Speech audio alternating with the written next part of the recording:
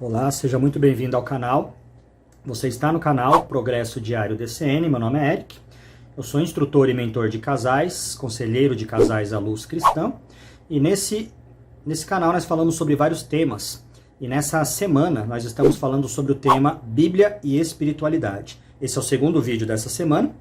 E nesse vídeo nós vamos falar aí sobre 20 perguntas que ateus e agnósticos costumam me perguntar. E eu vou tentar responder aqui, na verdade não é uma resposta concreta, né? Vai dar um pouco de polêmica, já peguei o meu café pra gente poder falar aí, tá? E eu vou tentar responder, tá? A verdade é que não é uma resposta correta, exata, uma resposta que realmente convença o ateu, o agnóstico, né? Mas são perguntas que eles fazem e como cristão você pode querer saber aí como responder, como entender essas perguntas à luz da Bíblia. De repente você também tem essas dúvidas, tá? Então eu gostaria de dizer que eu não estou aqui para tentar provar nada, na verdade eu acho que nem dá para provar, né? Não tem como você provar que Deus existe de forma científica, de forma metodológica, né? Nem a teologia não tenta provar isso, mas a maioria das coisas aqui são baseadas em fé e experiência pessoal. Geralmente o ateu vai falar para você assim, ó, prova aí que Deus existe sem experiência pessoal da sua vida e sem falar em fé, tá? Não, é impossível. Primeiro que Deus, ele quis ser conhecido através da fé. A Bíblia diz que sem fé é impossível agradar a Deus, né? E que aquele que quiser chegar nele tem que ter fé de que ele existe e que ele recompensa os que o buscam. Então a forma da qual Deus quis se manifestar foi através da fé e através da pessoa de Cristo Jesus, tá? Não esquece de curtir esse vídeo, compartilhar lá nos grupos da família, grupo do WhatsApp, WhatsApp da igreja, das pequenas células, tá? Onde você puder compartilhar esse vídeo e dar uma olhada aí nas redes sociais do canal. Os links estão no primeiro comentário fixado ou na descrição desse vídeo, tá? E não esquece de se inscrever aqui no canal do YouTube também, tá bom?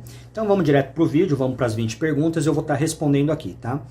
Eu não vou estar respondendo com base em igrejas, tá? Não estou representando nenhuma igreja, não estou aqui para representar todos os cristãos a respeito dessas perguntas, mas é a minha perspectiva dessas perguntas, a perspectiva do Eric, baseado naquilo que eu leio, que eu estudo da Bíblia e na particularidade do relacionamento que eu tenho com Deus e com Cristo.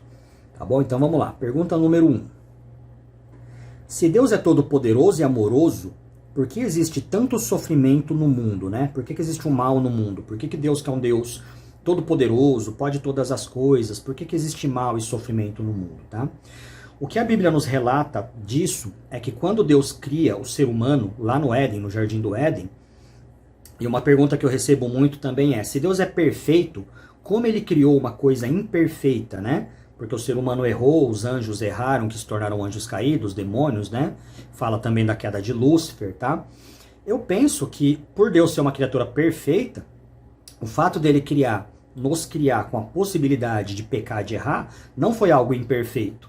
Na verdade, eu entendo, tá? Pela leitura da Bíblia, que Deus, quando ele criou o ser humano, ele não quis criar robô. Ele não quis criar, nos obrigar a amá-lo, né? Eu escuto muito assim, Deus obriga você a amar, e se você não amar Deus, ele vai te jogar no inferno, né? Eu escuto muito isso. Deus não é amor? Se Deus é amor, por que ele vai jogar no inferno quem não ama ele de volta?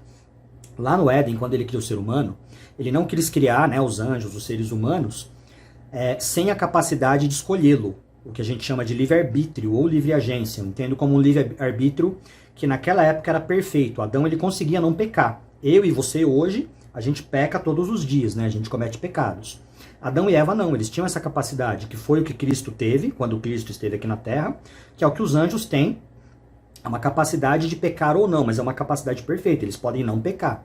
Só que tanto Lúcifer escolheu pecar, mas da onde surgiu o mal no coração de Lúcifer? A Bíblia não revela, a Bíblia fala que foi encontrado, né, uma soberba no coração dele e tal. De alguma forma ele despertou aquilo ali, ele escolheu, né, se opor a Deus. E a Bíblia também não fala que Lúcifer quis estar no lugar de Deus, tá? Lúcifer, ele quis ser igual a Deus, a Bíblia fala, ele quis se assentar no monte de Deus, né, não é no trono de Deus. Ele sabia que ele não tinha como ser maior, ele queria ser igual a Deus, por assim dizer. E esse foi o pecado de Lúcifer, tá? E o pecado do ser humano foi a desobediência, né? Foi a falta de confiança em Deus, foi a falta de fé. Porque Deus falou, não coma daquele fruto daquela árvore, tá? E aí muitos perguntam também, mas se Deus já sabia, por que ele colocou a árvore lá? Porque se Deus não colocasse a árvore no paraíso, o paraíso seria uma prisão, tá? Existia uma saída, mas Deus estava ensinando o homem dia a dia. Deus estava ensinando o homem dia a dia, todos os dias Deus se reunia com o homem. Eu imagino que ele fosse ensinando as coisas que o homem aprenderia se o homem comesse daquela fruta. Mas se o homem não comesse o fruto do bem e do mal, do conhecimento, Deus estava dando conhecimento para o homem diariamente, né? Tanto que Adão era inteligente, ele estava dando nome para os animais, ele arava ali, cuidava, né, do jardim, tá bom? Então o que aconteceu? O homem pecou e pela decisão do homem o pecado entra no mundo. Quando o pecado entra no mundo, entra junto com o pecado a maldade, as doenças e a morte, porque a consequência, o salário do pecado é a morte. A consequência de comer do fruto do bem e do mal, Deus tinha avisado para o ser humano antes, né? Deus falou, se você comer daquele fruto, certamente morrerás. Dá a entender que o homem não passaria pela morte, seja física, seja espiritual, porque a árvore da vida também ficava naquele jardim. Depois que o homem peca, Deus fala, vamos impedir a árvore ali da vida para que o homem não come e vive eternamente. Porque senão o homem vai viver eternamente nesse estado caído que ele entrou, tá bom? Então por que existe tanto sofrimento no mundo? Porque o pecado entrou no mundo e trouxe sofrimento, trouxe desordem, trouxe injustiça. Pergunta 2. Como podemos provar que Deus existe além da fé? Tá? Não podemos. Não existe prova científica, não existe maneira de provar que Deus existe além da fé. Por que nós cremos em Deus pela fé? Porque foi a ferramenta que Ele nos deu, através do Espírito Santo de Cristo, para ter um relacionamento com Ele, falar e ouvir, seja no nosso espírito, seja através da palavra de Deus, seja através de manifestações de outros seres humanos. Mas é o que o pessoal fala, prova Deus aí sem fé e sem experiência pessoal. Não tem como. Se você quer provar Deus, quer saber se Deus existe, você tem que ir a Ele com fé e falar, Senhor, prova para mim que o Senhor existe. Se mostra para mim na minha vida, mostra para mim que o Senhor existe de verdade. E aí você vai desenvolver essa fé. E a Bíblia ainda fala que essa fé nos é dada pelo Espírito Santo, que Deus nos dá através da conversão. É o Espírito Santo que nos dá a fé, que nos faz chegar a Jesus Cristo, tá? E aí a teologia vai ter duas questões a respeito de salvação. Uma que Deus escolhe quem é salvo, outra que que a gente pode escolher ser salvo ou não, tá? Mas a questão é, independente dessas duas visões teológicas, a salvação vem pela pessoa de Jesus Cristo. E a gente só é salvo na pessoa de Jesus Cristo. Pergunta número 3 é parecida com a número 1. Por que Deus permitiu o mal no mundo, se Ele sabia de tudo e se Ele é todo poderoso, tá? Então a maioria dos agnósticos, dos ateus vão perguntar assim, Deus é todo poderoso? Pode fazer qualquer coisa? Pode. Por que Ele não estrala o dedo e não acaba com o mal no mundo? Deus sabe de tudo? Sabe. Deus sabe o futuro? Se Ele é onisciente, sabe tudo, Ele sabe o futuro. Então por que Ele não impediu lá Satanás de pecar? Por que Ele não impediu Satanás de tentar Eva? Por que Ele não impediu o ser humano de comer o fruto do pecado? Basicamente, Deus ele criou um plano da criação do mundo, do ser humano, né? Ele colocou em nós a possibilidade de sermos perfeitos, de não errarmos, mas como eu falei, ele não queria robôs, não queria que nós fôssemos obrigados a adorá-lo, ele criou a possibilidade do ser humano se opor a ele, tá? Deus não queria que a gente fosse obrigado a adorá-lo, né? Deus queria que nós tivéssemos capacidade de escolhê-lo por quem ele é, né? Deus ele é um ser relacional, tá? Ele não tem necessidade, ele não precisa de mais pessoas, de gente para se relacionar com ele, mas ele quis isso, né? Ele determinou que ele queria a criação para o louvor da sua glória, para mostrar a sua honra, a sua glória, e ele quis se relacionar conosco. Prova disso é que ele ia todos os dias no Jardim do Éden, tá?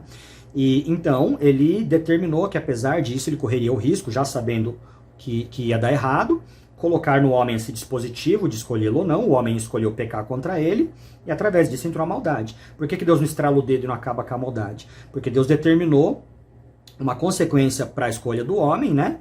E baseado nessa consequência, Deus determinou também um plano de salvação através de Cristo Jesus. Tá? As pessoas falam, mas se Deus é só amor, por que Deus não salva todo mundo?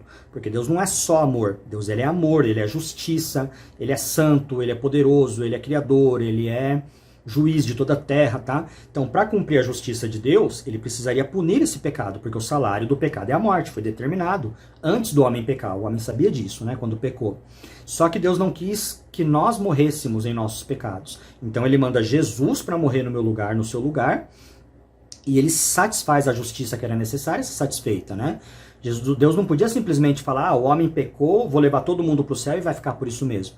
Não, todo pecado tem uma consequência. Então, se eu peco, qualquer um que peca, tem a consequência da morte. Só que para que eu não sofresse essa consequência, ele manda Jesus morrer no meu lugar. Então, alguém tem que pagar o preço, Jesus vem, paga esse preço, E a partir daí eu tenho a vida de Jesus e eu posso, né, estar perdoado, sem que o meu pecado não deixe de ser pago.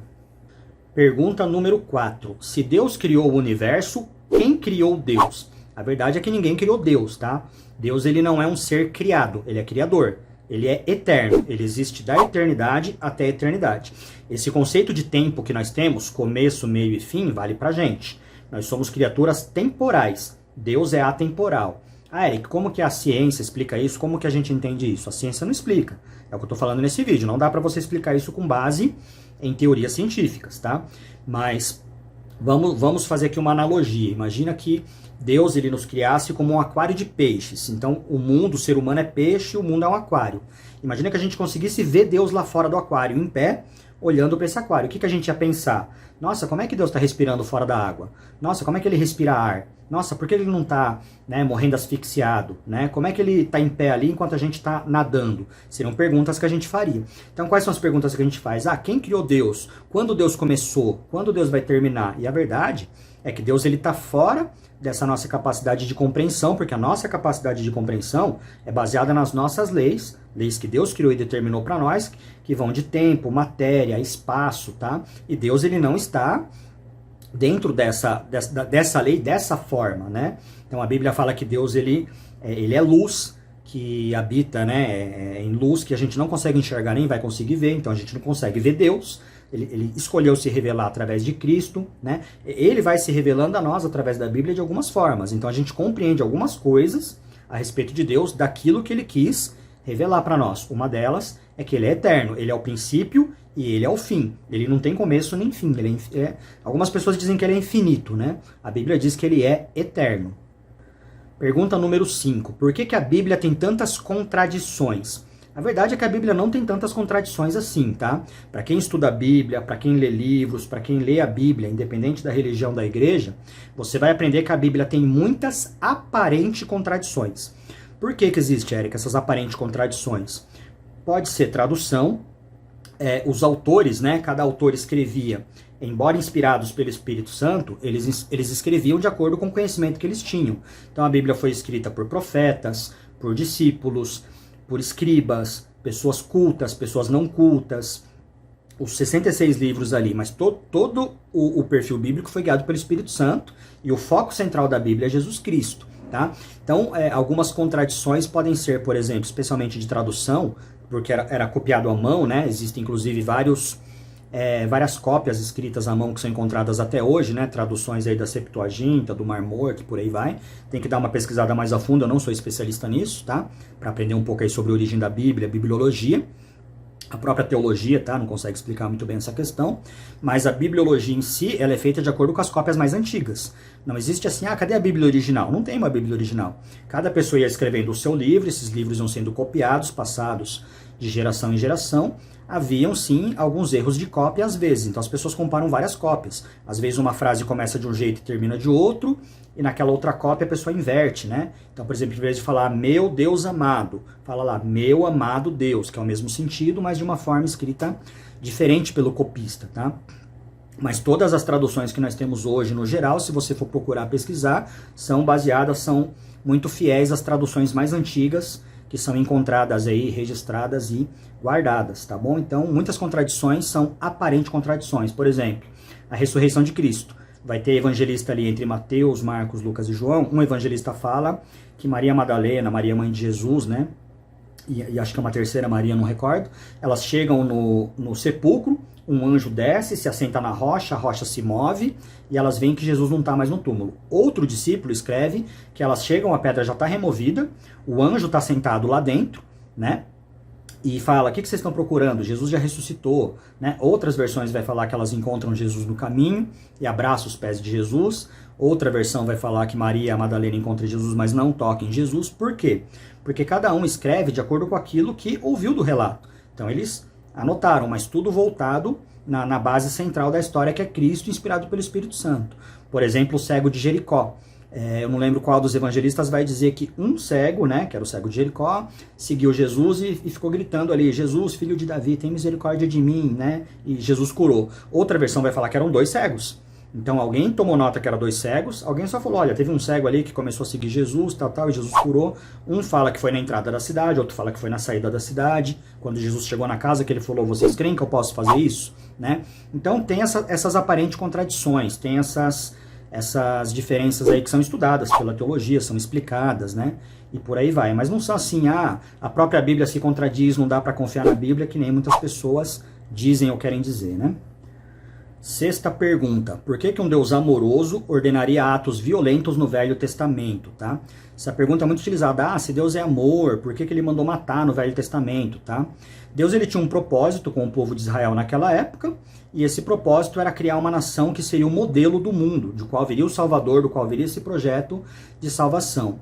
E a Bíblia fala sobre muitas nações que foram retiradas diante de Deus, que elas preencheram uma medida de pecado, né? Então, conforme esse pecado ficava muito grande, exacerbado, eram pessoas ali que provavelmente não queriam ser salvas, não queriam vir para o caminho de Deus, porque Deus nos deu essa possibilidade de escolha, né? Através do livre-arbítrio e da livre agência, e essas pessoas não teriam mais salvação. Então, através da justiça de Deus, se elas não queriam, né, vir a Deus para serem salvas, para se arrependerem, Deus ia fazer uma limpeza dessas pessoas. Mas Deus mandou matar. Deus é o doador da vida. Né? Deus ele deu a vida, ele pode tirar a vida que ele deu, por assim dizer. Então, muitas vezes ele mandou os israelitas limparem povos, assim como ele também mandou pouparem povos que se arrependeram, como por exemplo o povo de Nínive, né?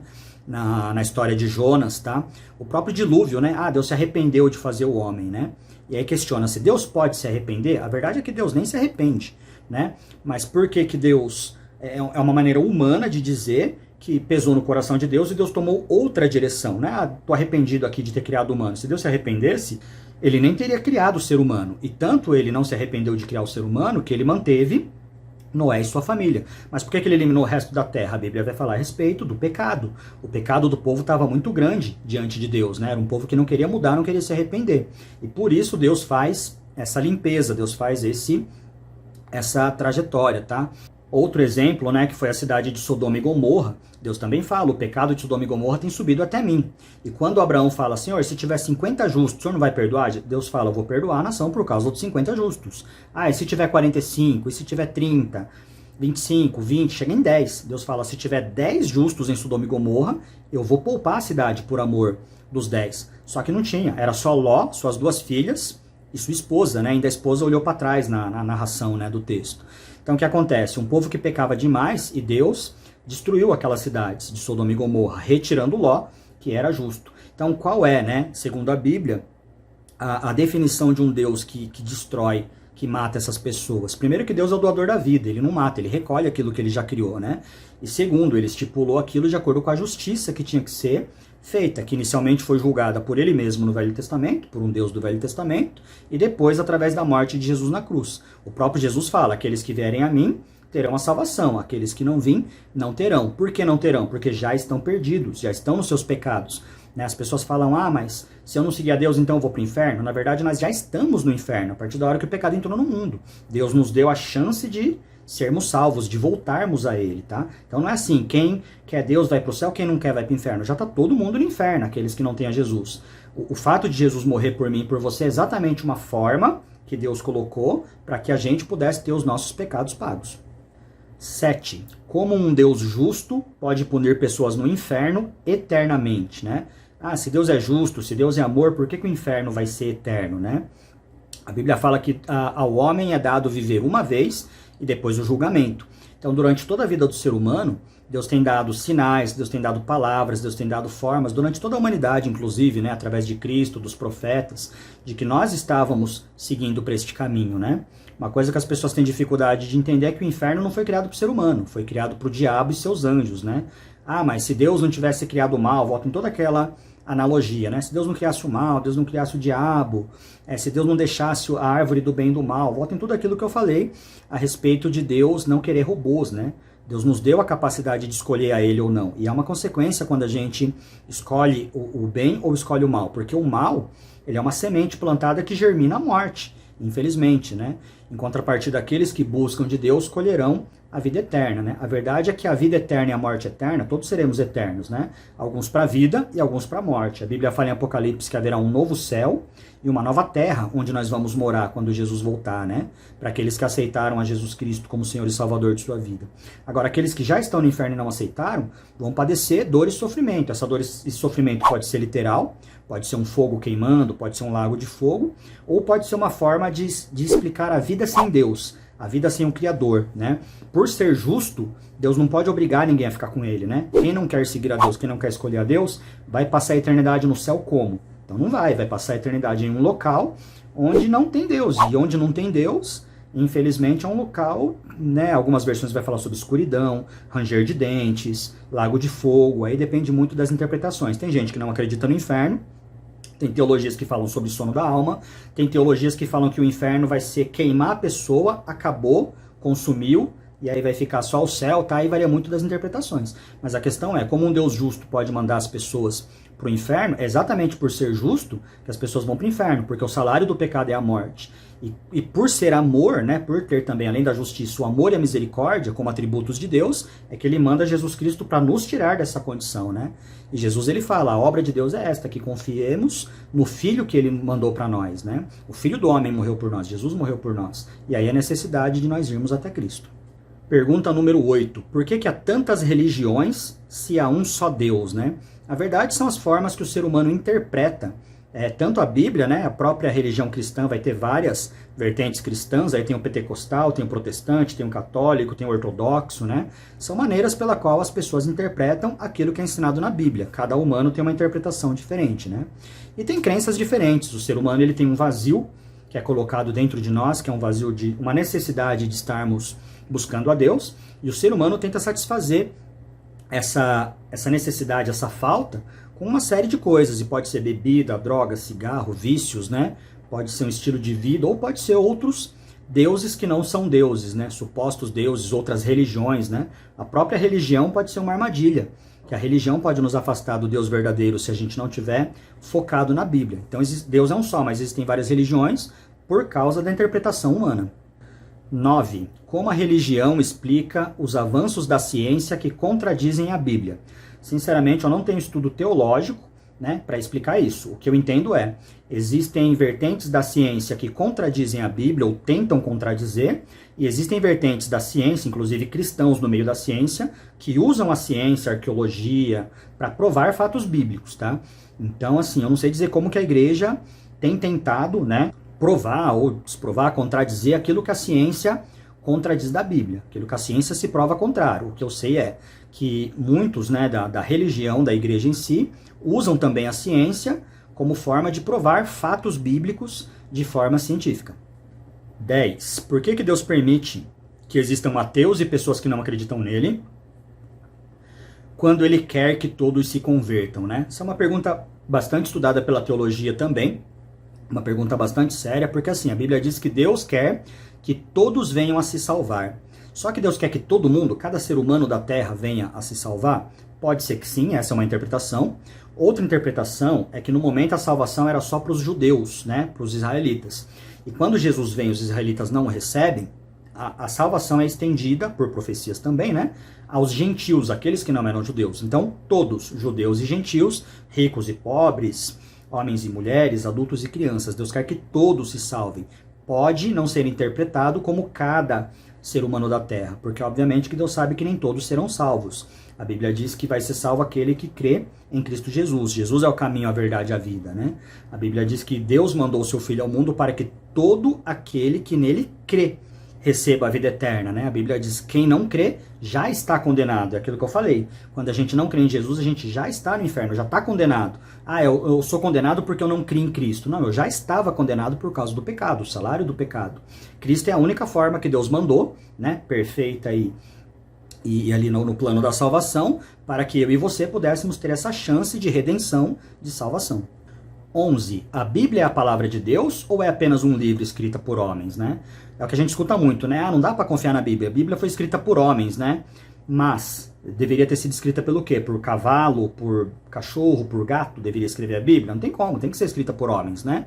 Por seres humanos. Só que a própria Bíblia nos revela que tudo que foi escrito foi inspirado pelo Espírito Santo para nos ensinar. Então a Bíblia, ela é um livro, é um manual da vida, é algo para a gente praticar, tá? E aí tem duas vertentes também na teologia. Uma que acredita que a Bíblia é a palavra de Deus, de ponta a ponta, e tem pessoas que acreditam, né, uma vertente da teologia que acredita que a Bíblia contém a palavra de Deus. Nem tudo que está lá é palavra de Deus, mas ela tem uma boa parte da palavra de Deus dentro dela, tá? Eu creio na infalibilidade da Bíblia, eu, Eric, tá? Vai de cada um, e eu creio que a Bíblia é a palavra de Deus, ela não contém. Claro que existem textos que são textos dos próprios seres humanos, né? Deus não escondeu nada da humanidade, inclusive as coisas erradas que os seres humanos fizeram, como Ló, por exemplo, e suas duas filhas, como o Davi, né, que adulterou com Betseba e matou, né, o marido de Betseba para esconder o pecado. Então Deus usa essas coisas para um ensino, para mostrar que o pecado não o agrada, que o pecado tem consequências. Então tudo ali é palavra de Deus para nos ensinar e nos exortar. Pergunta 12. Por que os cristãos interpretam a Bíblia de formas diferentes, né? Exatamente pela Bíblia, pelo ser humano primeiro tem uma interpretação, cada um tem uma interpretação, uma forma de ver o mundo de acordo com as suas experiências, de acordo com a sua vida, e também pela forma que a Bíblia foi escrita, pela forma que a Bíblia é retratada, né? Alguns levam de forma literal, outros levam de forma não literal. Por exemplo, o livro de Jonas, onde Jonas é engolido por um grande peixe, né? Que muita gente fala, Jonas foi engolido pela baleia. Isso é impossível, realmente. Diz que a garganta da baleia é muito fina para passar um ser humano. Mas a Bíblia não fala baleia, fala grande peixe. Embora algumas traduções tragam baleia, né? Porque a baleia era supostamente um grande peixe, embora seja um mamífero aquático. A questão é, a Bíblia fala que Jonas foi engolido por um grande peixe. E algumas versões vão falar que isso é uma metáfora, isso não aconteceu de verdade. Outros creem que aconteceu. O próprio Jesus fala, assim como Jonas ficou 3 dias e 3 noites no ventre do grande peixe, eu, né, ou no caso o Filho do Homem, ficará 3 dias e 3 noites no ventre da terra. Então, Jesus mesmo pautou alguns desses pontos. A história de Jó, por exemplo, algumas pessoas interpretam que a história de Jó não é real. É uma alegoria, é um conto, né? Outras pessoas já acreditam que a história de Jó é uma história real e por aí vai, tá? Então depende muito da interpretação, como cada pessoa enxerga, da linguagem do hebraico, do grego que está ali na Bíblia. Pergunta número 13. Se Deus sabe todas as coisas, ele já sabia que o homem ia pecar? Sim, ele sabia que o homem ia pecar, sabia que Lúcifer, né, como anjo, ia cair, ia pecar também, e mesmo assim ele decidiu, ele escolheu nos criar, fazer um processo criativo, fazer todo esse plano da salvação, todo esse plano criacional histórico da maneira que ele decidiu por ele de criar a gente mesmo assim. 14. Como Deus pode ser bom se ele exige adoração e submissão? A verdade é que Deus não exige. Ele pede e nos orienta a adoração e submissão àqueles que querem segui-lo. Tá? É natural que nós adoremos a um Deus que é espírito. A Bíblia fala, porque é a forma de nos conectarmos com ele. A Bíblia fala que Deus procura adoradores que o adorem em espírito e em verdade. Por quê? Deus não procura adoração, ele procura adoradores. Deus não procura dízimo, ele procura dizimistas. Deus não procura escravos, né? Somente servos. Deus procura filhos, amigos, pessoas que se relacionam. O próprio Jesus falou, né? Vocês me chamam de mestre, é verdade. Eu sou mestre, Senhor, vocês são meus servos. Mas eu os chamo de amigos. Então é uma coisa até complexa, né? Do amor de Deus, onde nós somos realmente criaturas, somos inferiores, somos servos, mas Deus nos dá, através de Cristo, a capacidade de sermos irmãos, de sermos amigos, de sermos íntimos dele. Então Deus não é um Deus exigente que obriga, ou você me adora, ou você tá, né? Então Deus ele não é um Deus tirano nesse ponto. Na verdade, ao contrário, ele nos orienta, ele nos dá, né? Tudo que Deus nos dá motivo para adorar, para ser submisso, é exatamente para o nosso bem, para a gente fugir das consequências do pecado, para a gente se afastar do pecado e se aproximar dele. Pergunta número 15. Por que Deus exige sofrimento e sacrifício para demonstrarmos fé? Eu penso que Deus não exige nem sacrifício, nem sofrimento para a gente demonstrar a fé. Jesus sofreu porque havia um objetivo para o sofrimento dele, né? Ele tinha que sofrer o nosso pecado no nosso lugar. Houve um propósito para isso. Pode ser que algumas pessoas, por seguir o caminho de Deus, por escolherem seguir o caminho de Deus, acabem sofrendo. Seja sofrendo injúria, seja sofrendo fisicamente. Né? Os cristãos do primeiro século foram crucificados, foram jogados para leões e não negaram a sua fé. Não é algo que Deus peça ou exija. Não é todo mundo que segue a Deus que vai sofrer, que vai passar o mal, que vai acontecer alguma coisa. A verdade é que desde que o pecado entrou no mundo, o sofrimento atinge todo mundo, cristãos e não cristãos. Todos nós padecemos de alguma forma. Uns padecem e não abandonam a sua fé em Cristo, outros, né, para sei lá, não sofrer um pouco mais, vamos dizer assim, negam, né, ou negaram o nome de Cristo. E a Bíblia fala, se você negar o nome de Cristo, ele vai negar o nosso nome diante de Deus. Ele falou, se você negar que me conhece diante dos homens, eu te negarei diante de meu Pai. Então eu penso que o cristão que aceitou a Jesus e é cristão, pode vir o sofrimento que for, ele não vai negar Jesus. É importante, né, se possível, que a gente não sofra. Mas infelizmente existem pessoas que vão sofrer pelo nome de Deus. Mas não quer dizer que Deus exija sacrifício e sofrimento para demonstrar fé. Deus não fala assim, ó, você só vai mostrar minha fé se você sofrer e tiver sacrifício. Não é isso. Fé não se trata disso. Fé é você crer em Deus, é você ter comunhão com Deus, um relacionamento com Deus, uma atitude com Deus. 16. Como podemos acreditar na ressurreição de Jesus Cristo se não há evidências científicas? As únicas evidências da ressurreição de Cristo, né, são baseadas em relatos e testemunhos dos discípulos que andaram com ele, pessoas que viram ele depois que ele ressuscitou, e isso foi postergando de pessoa para pessoa, de crença para crença, escrito, né, nas cartas e na Bíblia. Não tem como provar a ressurreição de Cristo por evidência científica. Somente por relatos cristãos e não cristãos, né, de outras fontes não bíblicas também relatam a existência de Jesus antes e depois da crucificação e coisa do tipo, né? Na verdade, a gente crê na ressurreição de Deus é totalmente pela fé. Não tem como você crer na ressurreição de Cristo por base científica. 17. Por que Deus permite que existam tantos cristãos hipócritas? A verdade é que Deus permite que exista todo ser humano, né? Deus não foi um Deus que ele falou assim, olha, só vai nascer ser humano de Adão e Eva que me adorar. O ser humano que não quiser me adorar não vai nascer. Ah, o cristão verdadeiro vai nascer. O cristão hipócrita não vai nascer. Deus não impede por causa disso. Deus nos deu liberdade, né? E essa liberdade pode nos levar a Ele e a salvação, ou essa liberdade pode nos levar ao pecado e à morte. Então tem muitos cristãos que se dizem cristãos e não são cristãos. Como não são cristãos, Eric? Porque não seguem o que Cristo manda, não seguem o que a Bíblia fala. Dizem ser cristãos, mas estão fazendo mal, estão maltratando a esposa, estão maltratando os outros na rua, é desonesto, é desleal nos negócios. Então tem muito cristão que se diz cristão e está fazendo coisa errada, muito pastor, muito padre, e isso vai ter em tudo, não só na igreja, né? No trabalho vai ter gente honesta e desonesta, tem muita pessoa que não é cristão e é honesto, né? Então depende muito do caráter, da escolha de cada pessoa. E entre os cristãos tem gente hipócrita, e Deus nos criou, permitiu que o ser humano pudesse ser hipócrita ou pudesse não ser hipócrita, baseado na procura, na busca que nós temos através dele. 18. Por que Deus não se revela de maneira clara e visível a todos? O que eu entendo pela Bíblia? Deus não quer isso. Se ele quisesse, ele já teria feito. Já teria aparecido para todo mundo ver, aparecia, olha, eu sou Deus, vim provar para vocês que eu sou Deus, né? A Bíblia fala que ele se manifestou através dos profetas, né, no Velho Testamento, e depois, nos dias atuais, né, nos dias 2000 anos atrás, aí, através do Filho, que foi Jesus Cristo. A Bíblia fala que Jesus Cristo foi a forma expressa de Deus, é a forma de Deus que nós podemos ver e nos relacionar, porque Deus mesmo, ele é luz. Se a gente olhasse para Deus, a gente, né, ia ficar cego, a gente ia morrer na mesma hora, devido à santidade e ao poder de Deus. A Bíblia também mostra no Velho Testamento que ele se revelou aos judeus, né, uma forma na montanha, sentado com pés como se fossem de bronze, né? Apocalipse também fala dessa forma de bronze e por aí vai, tá? Mas a verdade é que Deus não se revelou para toda a humanidade de forma que toda a humanidade cria nele, porque ele não quer. Eu penso que Deus quer ser crido, não provado. Se ele quisesse ser provado, ele já teria sido provado, porque ele é Deus e ele pode todas as coisas. Então a única resposta mais possível, não sei se é a resposta correta, é o que eu penso, é que Deus não quer. Se ele quisesse, ele se provaria. Ele escolheu se mostrar através da Bíblia, através do povo de Israel, através dos profetas, e hoje ele se mostra através da igreja, através daqueles, né, que derramam o amor de Cristo uns sobre os outros. 19. Por que crianças nascem com doenças ou condições graves, tá? É a mesma resposta das primeiras perguntas. O pecado entrou no mundo, entrou junto doença, entrou junto morte, entrou junto corrupção. Então, algumas pessoas vão ser afetadas por doenças, outras não. Algumas vão ser afetadas por violência, outras não. Né? Não tem assim, Deus não escolheu resolver tudo isso com estalar de dedos, né?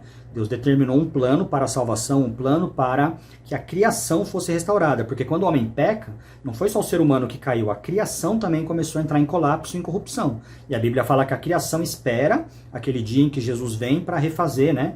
E reformular todas as coisas, tá? Então, crianças nascem com doença e morrem, seres humanos adquirem doença durante suas vidas e morrem porque o pecado entrou no mundo e a doença existe no mundo. 20ª e última pergunta. Como saber se os milagres da Bíblia realmente aconteceram ou foram metáforas, tá? É aquilo que eu falei, os estudiosos da teologia, eles consideram as palavras bíblicas como relatos, em sua maioria, relatos originais, relatos verdadeiros, foram milagres que aconteceram. Jesus andar por cima da água, multiplicação de pães e peixes, o Velho Testamento também teve muitos milagres, tá?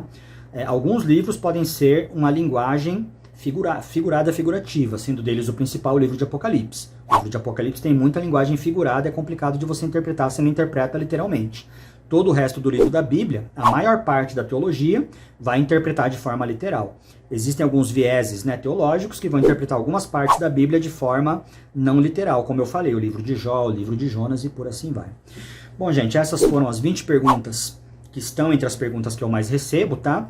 A minha intenção aqui não é provar a Deus, não é provar que essas respostas são as corretas.